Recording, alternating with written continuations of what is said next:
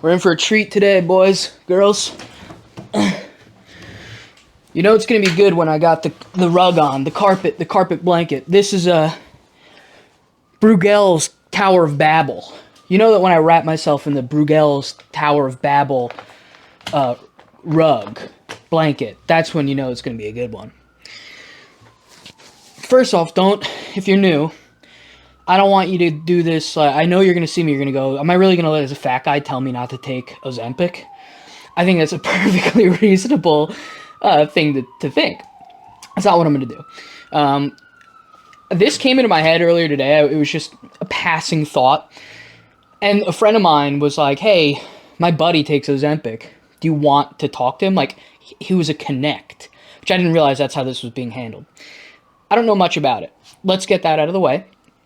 And let's immediately, as a forewarning, I'm not going to discuss the medical side of this or the scientific side of this on any level.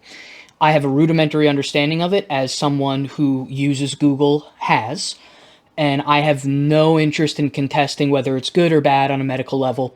Find somebody else for that. Let's not be stupid. I'm talking about how it's probably more of a personal approach, or no, it is by definition a personal. Should this be the thumbnail? It is certainly a philosophical approach that I have to it, and why I do not and would not ever take it. I remember when I was a kid, when I was around 300 pounds in my teen years, and when I was lighter, throughout the entirety of my obese childhood, there were many times where I would daydream at length about the idea of suddenly not having to contest with my own body. And it wasn't a matter of wanting to escape being overweight and be healthy. It was more so a literal frustration with the physical feeling of being so big. And that can't be understated. When you're super overweight, especially if you're a little person and a shorter person, and it really becomes the essence of your whole figure, gets in the way of your waist when you move your arms, it can feel a little bit like you have locked-in syndrome, in that you really feel sort of the level of physical discomfort severely overweight people are experiencing is really hard to express. And I'm not saying that that necessarily means that you should feel a good deal of empathy, because for the most part it is, their own fault. Of course, maybe if you see a 300-pound 15-year-old, you should probably maybe ease up on them. It wasn't easy to get there, and it surely wasn't them entirely, right? But I digress. I spent a lot of time daydreaming about, I remember I would envision, falling from the clouds naked, and landing in, a pool. And I hit the pool, and the water, would wash away all the heaviness and all the weight, and cut and, dice, and I would exit out of the other side of the pool, and I'd be falling, and it would dry me off, and my body would be like this, far more easier to maintain this, this sensation that it would be, I don't know, comfortable to be around.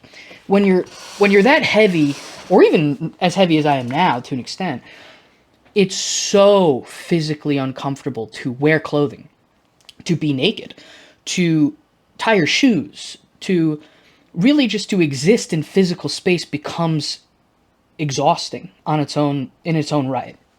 And it ends up taking up a lot of your computing power. A lot of my thoughts when I was a kid, I would say the majority of my thought when I was a kid was about how big I was and about how uncomfortable I was.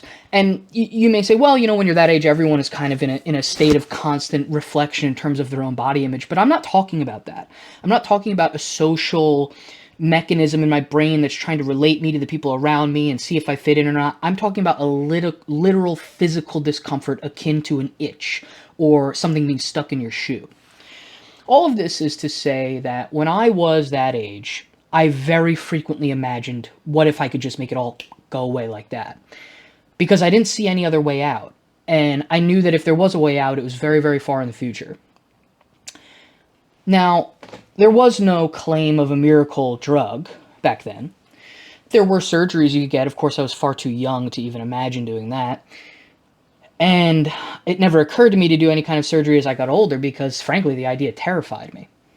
Now, when it comes to modern weight loss drugs, The reason I am very against them is because I believe the challenge and the difficulty of the process of losing weight is fundamentally necessary to my own self-actualization, to my self-worth, and to my own image of myself.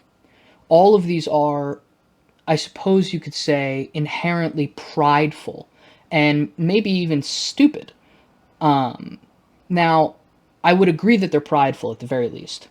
And I certainly am not saying that I think others are wrong for taking it. However, I am weary of two things specifically, let's say. I'm weary of anything that prevents you from going through the process of achieving something difficult and makes it so that you're relying on something else. And I'm weary of anything that is a life sentence. So far as I'm aware, these kinds of drugs, you probably will have to take them forever. I don't believe you're going to learn much about yourself if the weight is being pulled by a pharmaceutical. Now, again, not something I'm very well versed in. I understand its mechanisms. I understand what it does. I understand its effect on people in a general sense. I want it to be hard. I want to be at risk of failing. I take great pleasure in my victories in this way. And just the same, if there was a button in front of me and I could click it and I would have exactly the body I want, I do wonder if I would click it. I probably would, right? Probably. Just because, let's get this over with, right? But I'm certain at the other end I would be worse. I wouldn't be as I wouldn't be as developed, and I wouldn't be as aware of myself, and I wouldn't be as strong as I am now if I had ever been given that chance. When I lost all the weight when I was a kid, man, when I was in my early 20s, not a kid, when I was in my early 20s, it really was a rebirth. I was fundamentally changed, and I was fundamentally changed due to my own actions. I did it. I did it to myself. I did it even though it was hard. I did it even though everything was working against me. I did it even though I had no real guidance. I did it. I beat it. I beat the thing that I thought I could never beat. That had a profound effect on my self-image, on the way I view myself, on what I think I'm capable of. I don't feel helpless against this thing that I clearly am still struggling with. I feel totally in power, and I feel it is my own will and my own actions that put me back into a place of being severely overweight, and I will, God is my witness, get myself out of it without outside help. So I guess maybe that's a little disappointing. I don't have much of a hot take. I think that anytime I feel I have to rely on something outside of myself, I'm being helpless in some ways. Of course, that's also an absurd way to live your life. Keep in mind, I'm being helped by everyone and everything. I have a family. I have a wife who's a part of my family. I have a cat. I have many institutions around me that are more or less designed with the intention of benefiting me. And everything I know, everything I think, everything I've done has occurred with the aid of outside forces. Nothing occurs in a vacuum. But then still, everything is within you. All of these things I've done, I have done on my own volition. I am the one that is in control of what I do and do not do. Free will, or a debate about free will, would be looking at this the wrong way. It's not about whether or not I'm the one steering the ship. It's that I feel that in order for me to value myself, I like and want the battle. I like the war. It feels good to me. It feels good to fail and come back, and it feels good to win. I don't want anything to make it easier. I consider it a defeat. I'd consider it a defeat. And I know it's a little silly, and it's purely myself, but it's how I see most things. It's how I see the world. I don't want auto aim. You know what I mean? I don't want to use a cheat code. I like the fight. The fight is what I'm here for.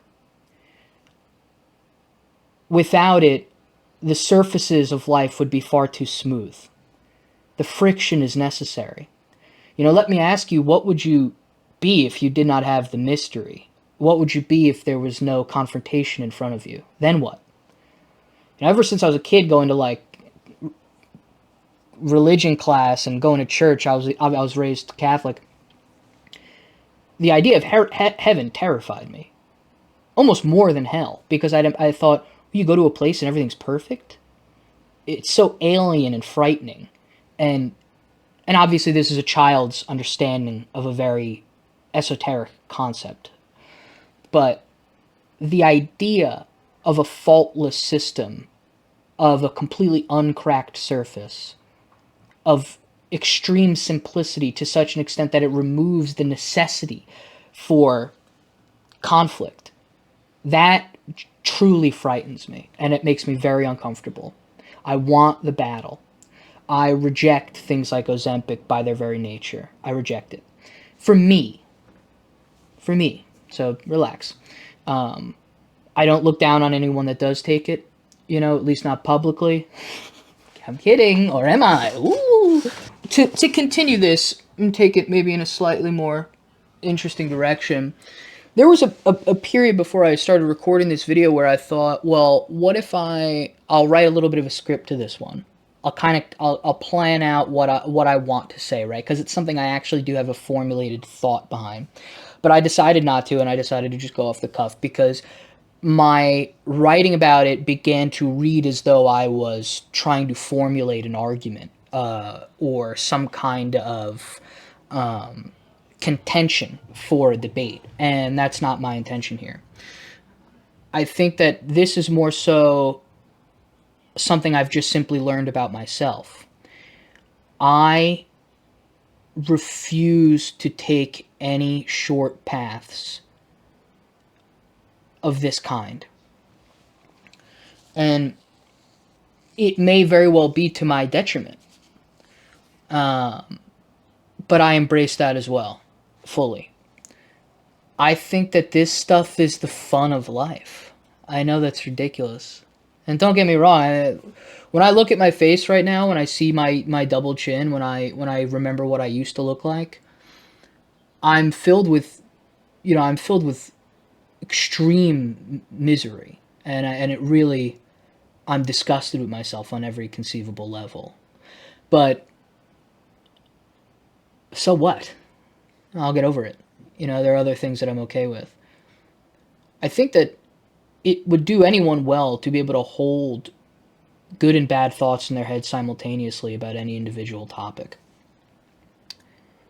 And there are some benefits to this battle that I have given myself, in that I get to fight.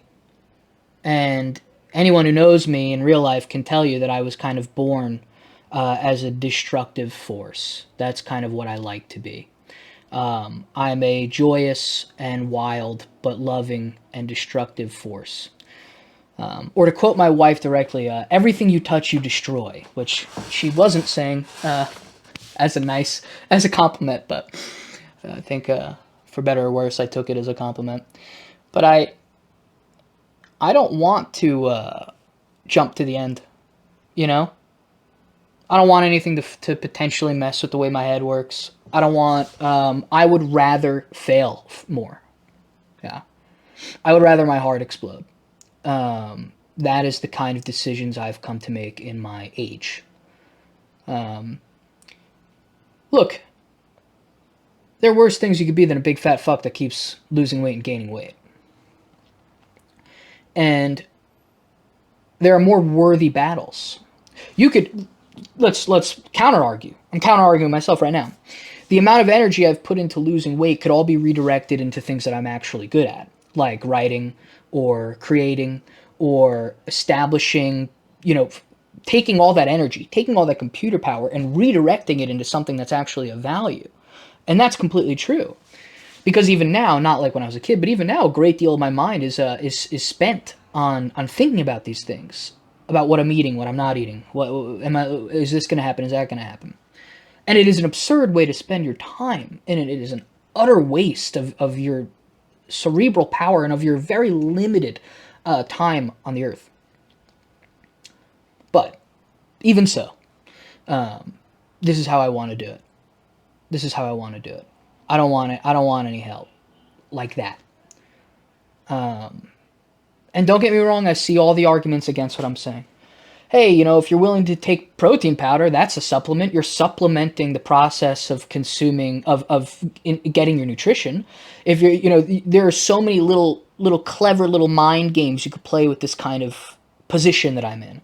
But the reality is this is just how I want it. And it's because I think that if I were to take something like that had such a dramatic effect on me, I would lose something. I would lose something for sure. And you can lose parts of yourself, and you can lose things. You can learn lessons. Maybe this isn't related, but you can learn lessons the hard way in your early 20s and forget them by the time you're 30. I know it's completely fucked, but it can happen. So I'd rather relearn these lessons and get beat up again. That's my preference. I think that Ozempic is solving things like Ozempic or any kind of cheat in that matter, as I'm putting it, I'm sorry. It is solving the effect, and it's not solving the problem. Does that make sense? Being obese is the result of a series of issues. It's solving the result. The thing creating the issues, which is generally your environment, your stability mentally, your relationship with basically anything that causes pleasure or pain, like food, those things are not solved by taking a miracle drug. Those things don't go away. Now, I do understand Ozempic is known to have some kind of effect on people's hunger in general, that they just don't crave certain things. That worries me too. I like having cravings. I like that I have... I enjoy the addictive parts of my personality. They're fundamental to the way I interact with the world, even when they're not to my benefit. These aspects of myself I have truly embraced because I've seen how they can help me, as much as they've led to my self-destruction. Anything that tinkers with your response to something in your environment, especially something as powerful and ritualistic as food. Keep in mind, food is not just food. It's not just nutrition.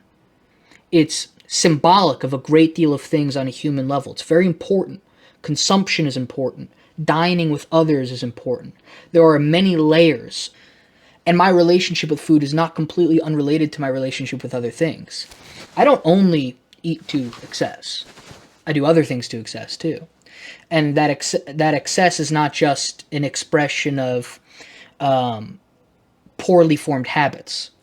It has a lot to do with who I am as a person too. A lot. So I'm weary of taking anything that could affect with the way I interact with the world around me. Because I know what I am, and I'm okay with what I am. But that doesn't mean that there aren't things that I'm actively trying to change. That's how I feel about Ozempic. Was this a fun one? Was this a funny one? Was I in focus? I don't know. I don't know because I'm using a camera that doesn't have autofocus. That's just where we're at. Do I look good right now? Yes. Yes. Everything is fine. Everything's going to be fine. I started the day by throwing a 60-pound kettlebell through my door. What more do you want from me? I don't know what else I can say. You may do what you want, and I certainly wouldn't try to convince you otherwise, unless you want me to.